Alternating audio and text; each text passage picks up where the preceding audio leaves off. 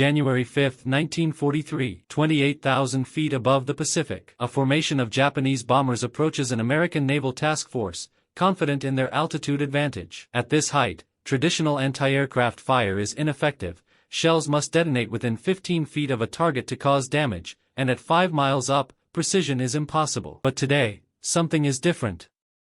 The American ships below are armed with a new weapon. A secret so closely guarded that gunners are forbidden from firing it over land, where the enemy might recover an unexploded shell and discover what's inside. It's called the VT fuse. Variable time. And it will change naval warfare forever. When the first shells explode, they don't miss by yards. They detonate at the exact moment they pass an aircraft, triggered not by impact or a timer, but by the target itself. Japanese pilots have never seen anything like it. The sky erupts in perfectly timed bursts that follow their aircraft like predators. By the end of the engagement, the bomber formation is decimated. Not a single American ship is hit.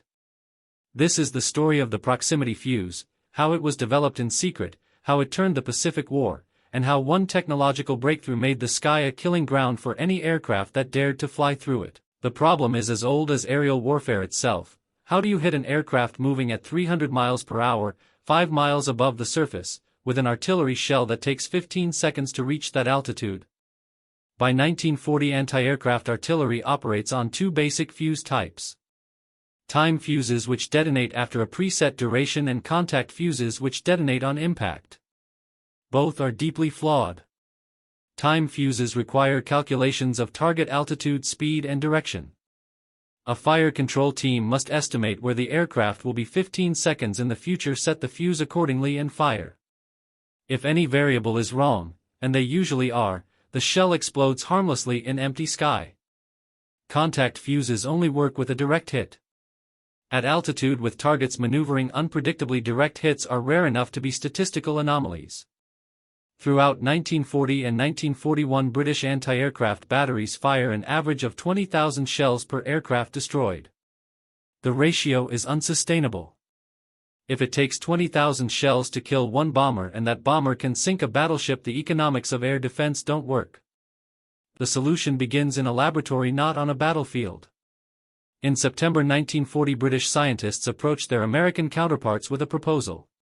They need a fuse that can detect proximity to a target and detonate automatically at the optimal distance.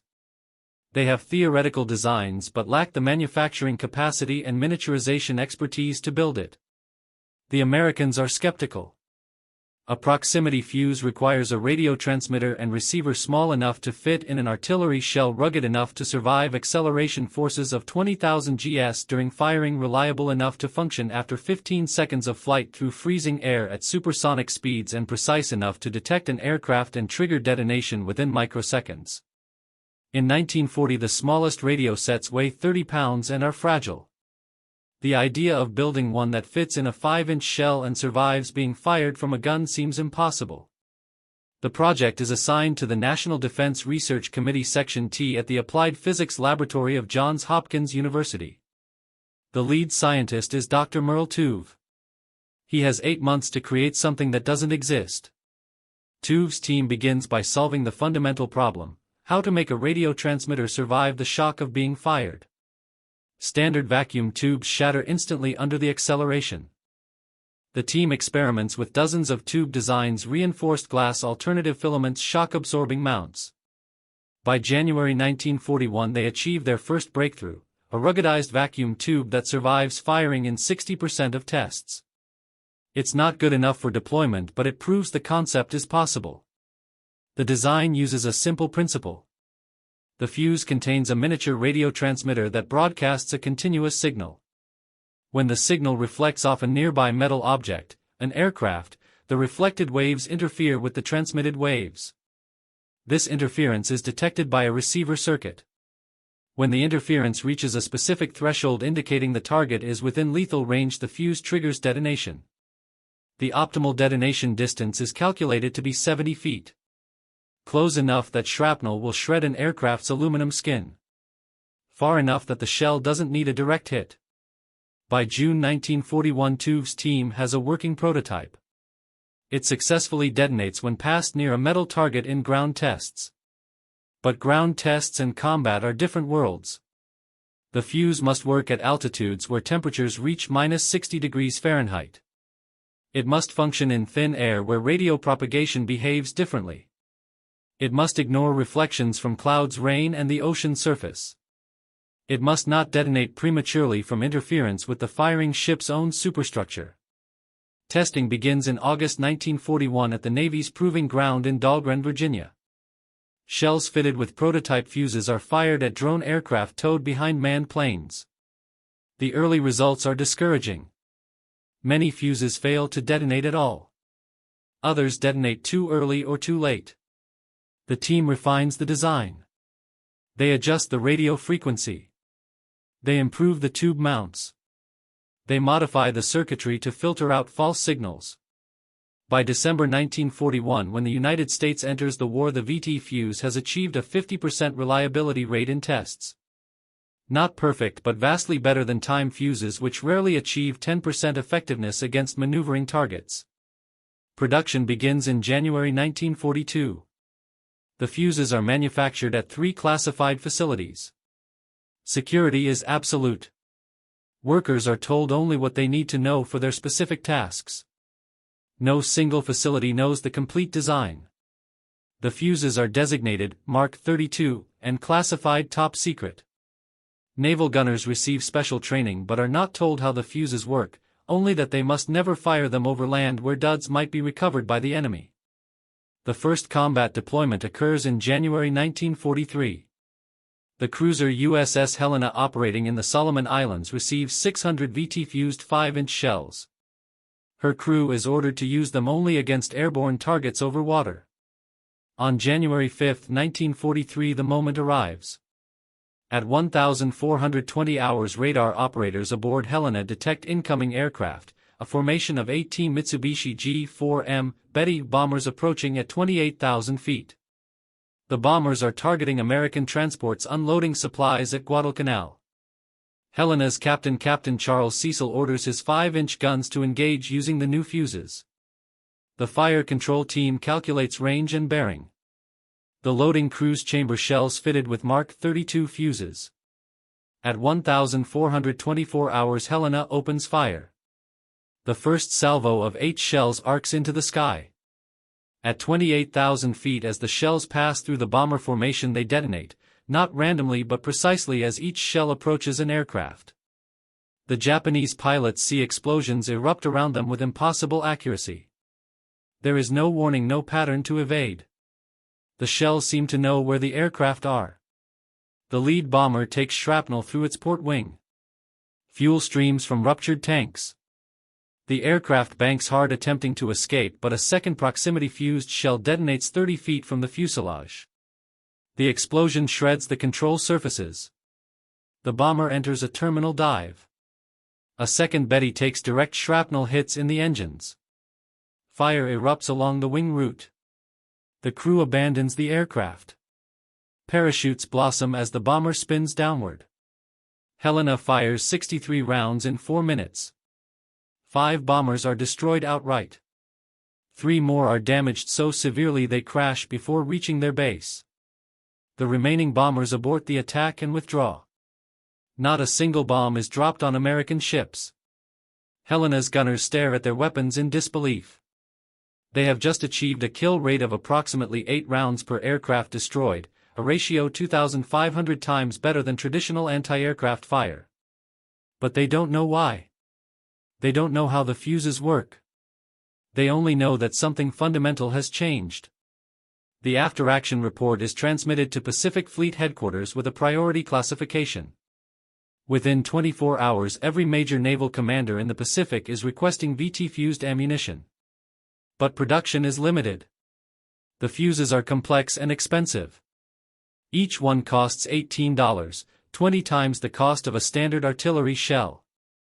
The 3 manufacturing facilities can produce only 40,000 units per month. Admiral Ernest King, Chief of Naval Operations, makes a critical decision: VT fuses will be allocated exclusively to naval forces in the Pacific. No land-based anti-aircraft units. No European theater deployment. The technology is too valuable and too secret to risk capture. Throughout 1943, VT-fused shells are used in every major naval engagement in the Pacific. The results are consistent and devastating. Battle of the Komandorsky Islands, March 1943, VT fuses destroy 4 attacking torpedo bombers out of 6. Previous engagements required hundreds of rounds to achieve similar results. Battle of the Philippine Sea, June 1944. In what becomes known as the Great Marianas Turkey Shoot, American ships equipped with VT fuses destroy over 300 Japanese aircraft in a single day. Japanese losses are so catastrophic that their carrier air power never recovers. The technology's impact extends beyond simple kill ratios. Japanese pilots begin to avoid American naval formations entirely, knowing that approaching within 5 miles, even at extreme altitude, means facing a wall of precisely timed explosions. By late 1944, with Allied victory in Europe approaching and the risk of technology capture diminishing, VT fuses are finally deployed to land-based anti-aircraft units. The Battle of the Bulge, December 1944, provides the first large-scale ground deployment. German aircraft attempting to support their offensive face proximity-fused anti-aircraft fire for the first time. Luftwaffe losses are severe. German pilots report that Allied anti-aircraft fire has become impossibly accurate.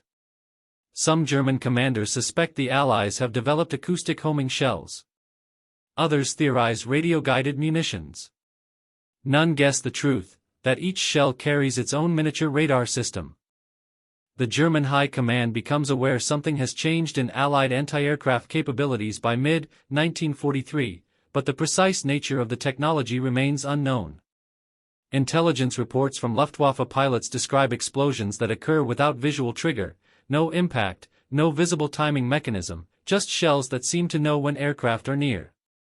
German technical intelligence officers examine these reports with growing concern. The patterns are consistent. Allied naval anti-aircraft fire has become dramatically more effective. Shells detonate at uniform distances from aircraft regardless of altitude or speed. The kill ratio has improved by orders of magnitude. Several theories circulate through German intelligence channels. The most prevalent is that the Allies have developed an acoustic proximity fuse, a device that detects engine noise and triggers detonation.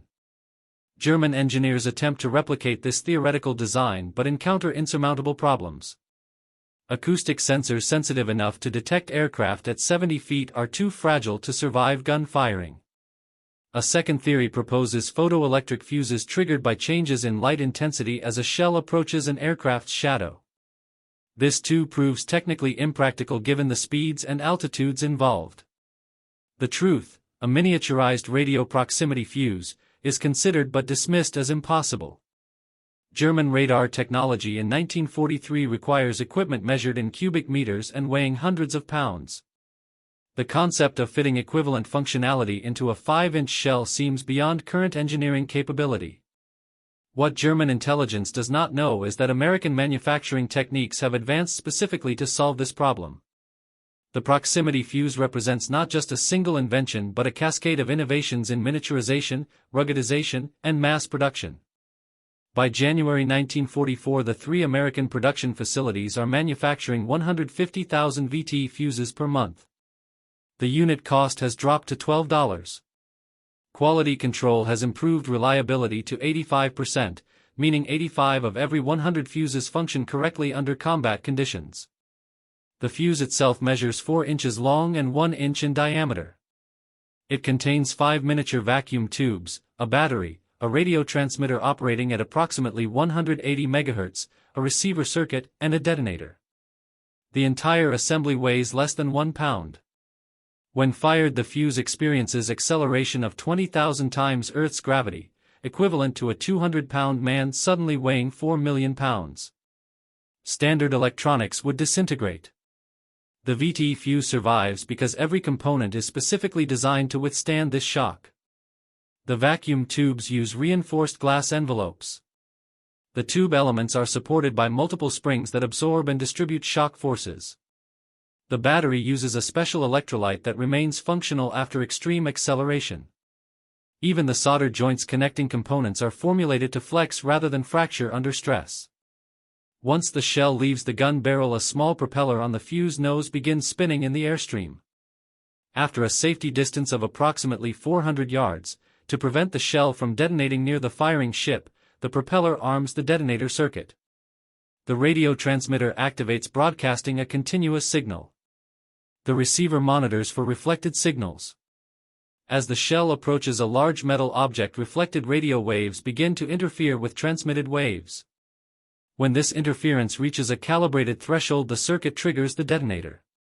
The detonation occurs in microseconds. High explosive fills the shell casing, typically 1.5 pounds of composition B or TNT. The explosion fragments the shell casing into thousands of pieces of shrapnel traveling at supersonic speeds. At 70 feet from a bomber, these fragments create a lethal cone of metal that can shred aluminum skin, sever control cables, puncture fuel tanks, and kill or wound crew members. Even if the aircraft is not immediately destroyed, the damage is often sufficient to force it out of formation or cause it to crash before reaching base. Throughout 1944, as VT fuse production increases, doctrine evolves. Naval gunners learn optimal firing patterns. Instead of attempting to hit specific aircraft, they create barrages, fields of precisely timed explosions that aircraft cannot avoid. A typical anti-aircraft barrage in 1944 involves multiple ships firing in coordinated patterns.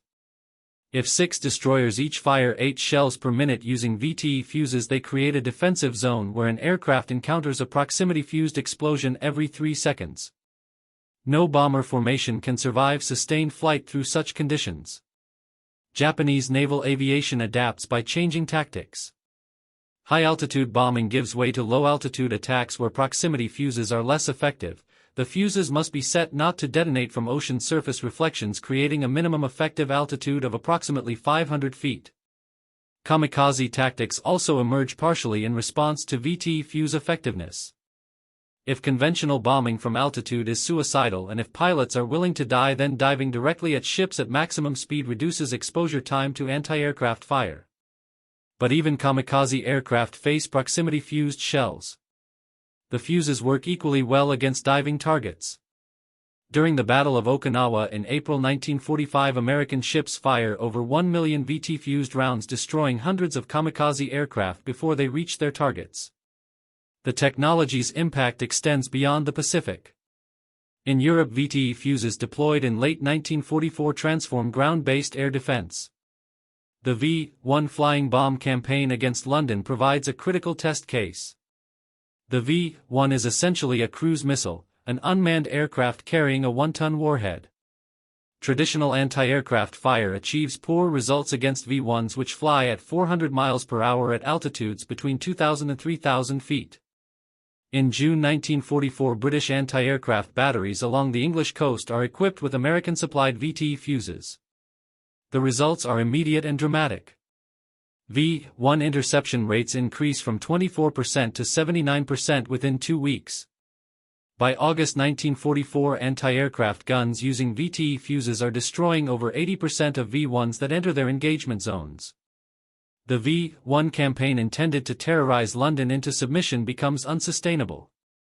German engineers are forced to modify flight profiles and launch sites, reducing the weapon's effectiveness. German technical intelligence finally obtains an intact VT fuse in January 1945 when American forces accidentally fire several rounds over German-held territory during the Battle of the Bulge. German engineers recover an unexploded shell and carefully disassemble the fuse.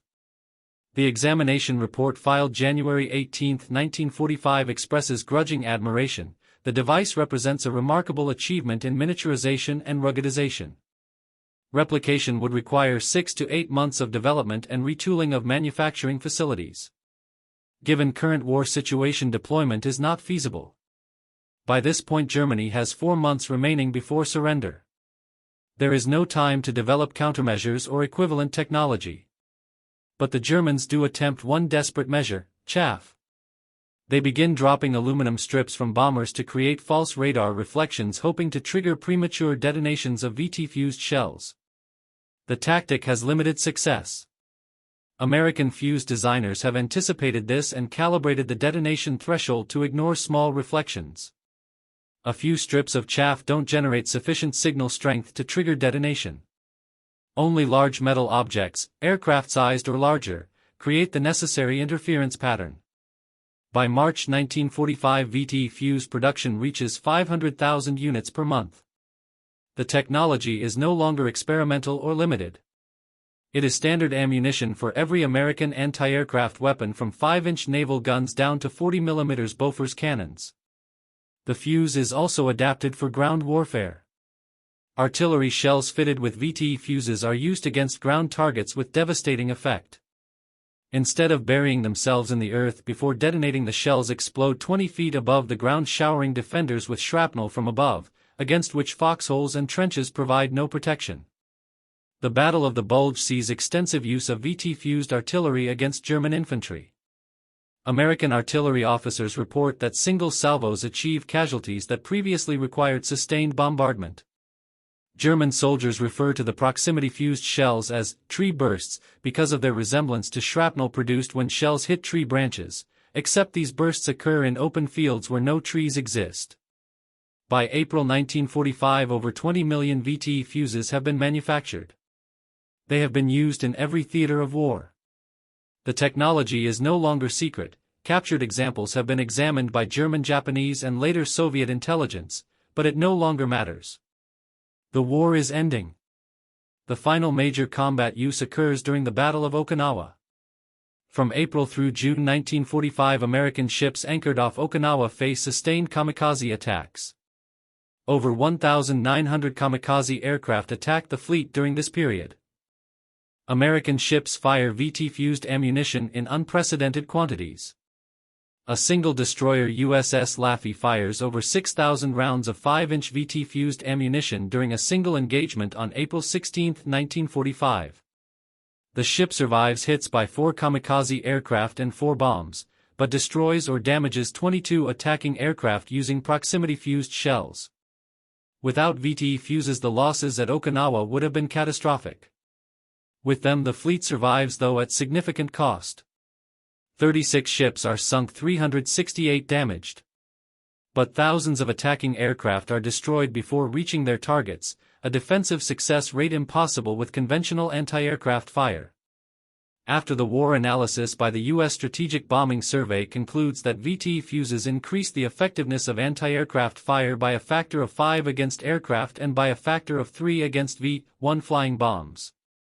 In practical terms, 5 ships equipped with VT fuses could achieve the same defensive capability as 25 ships using conventional ammunition.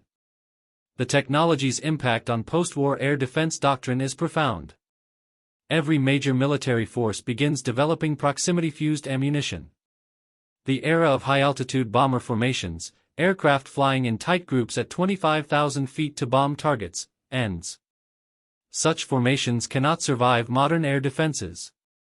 Aircraft design shifts toward low-level penetration, high-speed dash profiles, and eventually standoff weapons that allow bombers to launch missiles from beyond anti-aircraft range.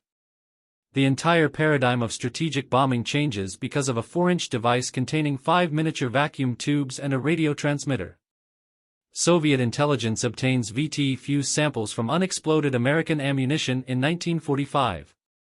Soviet engineers reverse engineer the design and begin production of their own proximity fuses by 1947. The technology proliferates. By 1950, proximity fuses are standard equipment in every modern military. The U.S. classification is downgraded from top secret to confidential. The basic principles are published in technical journals. Dr. Merle Tuve, who led the initial development, receives the Presidential Medal for Merit in 1946. He returns to academic research and rarely speaks publicly about his wartime work. Many of the engineers and scientists who developed the VT fuse go on to create the foundation of the electronics industry. The miniaturization techniques pioneered for the fuse become essential for early computers, transistor radios, and eventually integrated circuits. The vacuum tubes developed to survive 20,000 G acceleration forces lead to breakthroughs in ruggedized electronics used in missiles, satellites, and spacecraft. The radio circuits designed for the VT fuse inform the development of radar systems, communication devices, and guidance systems. In a very real sense, the proximity fuse is a bridge between the mechanical age and the electronic age, a device that proved complex electronics could be made small, reliable, and mass-produced. The legacy of the VT fuse extends far beyond its immediate tactical impact. The device represents a fundamental shift in military technology, the moment when electronics became a decisive factor in combat outcomes. Before the proximity fuse, weapons were fundamentally mechanical. Guns fired projectiles using chemical propellants. Targeting relied on optical sights and manual calculations. Fuses operated on simple clockwork or impact mechanisms that had changed little since the 19th century. The VT fuse introduced active electronic sensing to munitions. For the first time, a shell could detect its environment and make autonomous decisions, when to detonate based on sensor input without human intervention after firing. This principle, autonomous sensing and response, becomes the foundation for every guided weapon system developed afterward. Modern missiles, smart bombs, and terminal guidance systems all descend from the concept proven by the VT fuse, that electronics small enough, rugged enough, and cheap enough can be built into expendable munitions. The manufacturing innovations required to produce 20 million VT fuses during the war create an industrial base that transforms peacetime electronics production. The 3 wartime VT fuse factories, operated by Westinghouse, General Electric, and Sylvania, transitioned to consumer electronics after 1945. The engineers who learned to mass-produce miniature vacuum tubes for artillery shells apply those techniques to radio production. The quality control systems developed to ensure 85% fuse reliability become standard practice in electronics manufacturing. The assembly line methods that produced 150,000 fuses per month are adapted to produce television sets, radios, and early computers. In 1946, a team at the University of Pennsylvania completes ENIAC, the first general-purpose electronic computer. Several engineers on the ENIAC project had previously worked on VT fuse development. The ruggedization techniques and circuit miniaturization lessons learned from the fuse directly inform ENIAC's design. The transistor invented at Bell Labs in 1947 eventually replaces vacuum tubes in most applications. But the path from laboratory invention to reliable mass-produced component follows manufacturing processes pioneered during VT fuse production. The electronics industry of the 1950s and 60s is built on foundations laid during wartime fuse development. In the military sphere, the proximity fuse spawns an entire generation of guided weapons. The first surface-to-air missiles, Nike Ajax in the United States, S-75 Dvina in the Soviet Union, use proximity fuses derived directly from the wartime VT design. These fuses are larger and more sophisticated, but the core principle remains unchanged: use radio reflection to detect proximity and trigger detonation. Air-to-air missiles adopt the technology next. The AIM-9 Sidewinder, developed in the 1950s, uses an infrared seeker for guidance but relies on a proximity fuse for detonation.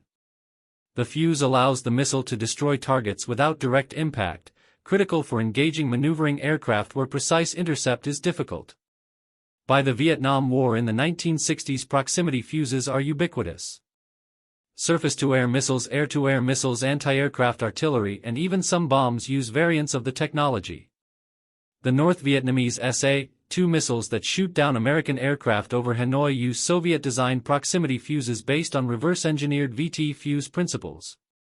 The technology becomes so fundamental that its absence becomes noteworthy.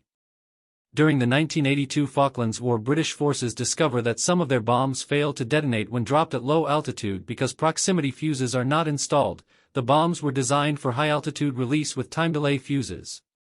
The oversight costs British forces several aircraft and delays operations. Modern proximity fuses bear little resemblance to the 1943 VT fuse. Vacuum tubes have been replaced by solid-state electronics. Radio frequencies have shifted. Processing power has increased exponentially. But the fundamental concept, autonomous proximity detection triggering detonation, remains unchanged. A contemporary anti-aircraft missile like the Patriot or S-400 uses a proximity fuse far more sophisticated than the original VT design. It can distinguish between aircraft missiles and decoys. It can select optimal detonation distance based on target type. It can ignore electronic countermeasures designed to trigger premature detonation. Yet the lineage is direct and unbroken. Every modern proximity fuse descends from the technology developed in 1940 to 1943 by Dr. Tuve's team at Johns Hopkins. The human cost of this technology is more difficult to calculate. How many lives did the VT fuse save? How many ships remained afloat because attacking aircraft were destroyed before releasing weapons? How many bomber crews returned home because their formation wasn't attacked by aircraft that had been shot down earlier by proximity-fused anti-aircraft fire? Post-war analysis suggests that VT fuses reduced American naval casualties in the Pacific by 20 to 30% compared to what would have occurred with conventional anti-aircraft ammunition. In absolute terms, this may represent 10,000 to 15,000 lives saved. Against this must be balanced the lives lost to VT-fused weapons, Japanese, German and Italian personnel killed by a technology they could not counter. The proximity fuse was not discriminating. It killed efficiently and in large numbers. Historians debate whether the VT fuse shortened the war. The consensus is that it did not. The outcome was determined by industrial capacity, manpower and strategic decisions rather than single technologies. But it did reduce the cost of victory, particularly in the Pacific where naval operations were central to Allied strategy. One specific counterfactual is worth considering: what if the VT fuse had not been developed? The kamikaze campaign of 1945 would have been far more effective. American ships anchored off Okinawa and planned for the invasion of Japan would have faced sustained kamikaze attacks with only conventional anti-aircraft defenses. Casualties would have been significantly higher. The debate over whether to use atomic weapons to end the war would have occurred in a context where naval losses were mounting daily. The calculus of invasion versus atomic bombing would have been different, perhaps more urgent, perhaps more desperate. In this sense, the VT fuse may have influenced the end of the war indirectly by making the naval approach to Japan survivable enough that invasion remained a credible option, thereby providing a strategic context for the atomic bombing decision. The fuse also represents a case study in operational security.